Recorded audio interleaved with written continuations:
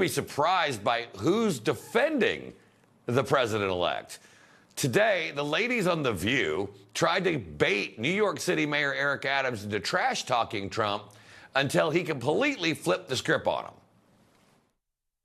Key members of his last administration called him a fascist, but you've defended him. No, I defended the rhetoric that we're using across our country. We've reached a point in this country where we no longer want to engage in conversation. They were even calling him Hitler.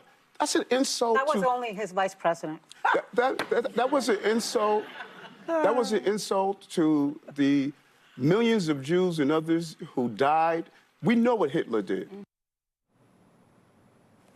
Even Eric Adams knows The View is a joke. For more on this, let's bring in our panel. T.W. Shannon, former Speaker of the House of the Oklahoma House of Representatives, along with Rob Bluey, Executive Editor of the Daily Signal.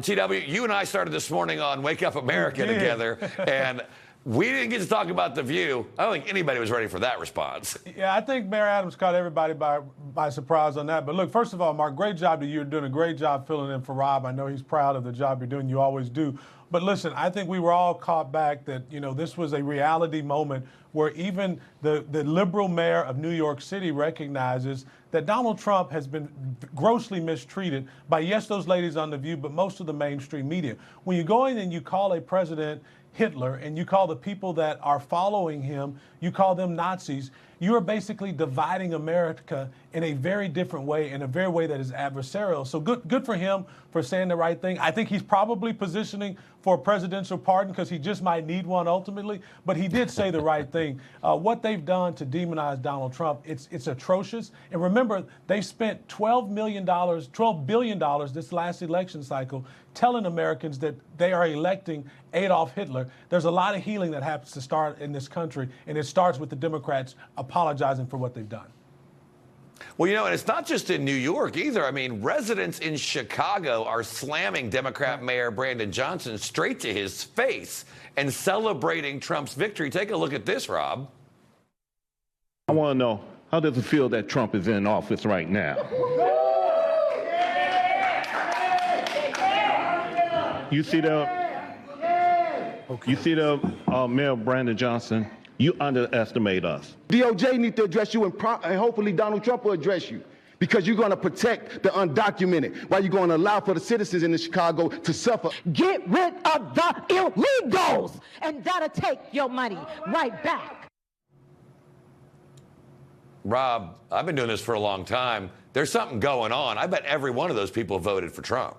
That's right, Mark. It's great to see you tonight. And, you know, the thing that's most surprising to me is just less than a month ago, Donald Trump was able to pack Madison Square Garden in the heart of New York City. You see that taking place in Chicago. Frankly, all across the United States, whether it's a big city or small town, people are sick and tired of what is going on in Washington, D.C. They want to see this status quo come to an end. Donald Trump has demonstrated over the course of just the past week that he is intent on doing that by picking people who are going to go in to Washington and finally drain the swamp. I think that he's going to have people celebrating his success 4 years from now because of what he's been doing in just these past few days and the types of people he's picking. Well said. You know, TW, one of the things a lot of people believe is that the reason why they've created this crisis at the border was to alter congressional districts and on redistricting in 2030, millions of new people they will eventually make voters. And what you're hearing right there is that their whole plan to grow their party through illegal immigrants is costing them the current members of their party. It's interesting. Listen, there are 21 million people that entered this country illegally since Joe Biden and Kamala Harris took office. There are 20 million black men in this country. They have literally replaced black men in this country with people that aren't even registered citizens to vote in this country, and they're quickly working on ways to register them, even in places like New York City particularly. But the reality is this: Americans have awakened to exactly what the Democrat Party has done to try to thwart our republic. This is not a democracy, this is a republic. And when you have an open border policy like they've advocated for, and you're allowing them to vote, I think not only is it unconstitutional, I think it borderlines treason. You can't allow people into your country illegally because we know not only are people coming in illegally, but we're looking at fentanyl deaths that have risen because of this open border policy. And Joe Biden and Kamala Harris are directly to blame for the 21 million illegals that are in this country that are burdening our systems across the country in every single state, making every state a border state. TW, Rob, thanks for joining me tonight. See you guys soon. Thank you, guys.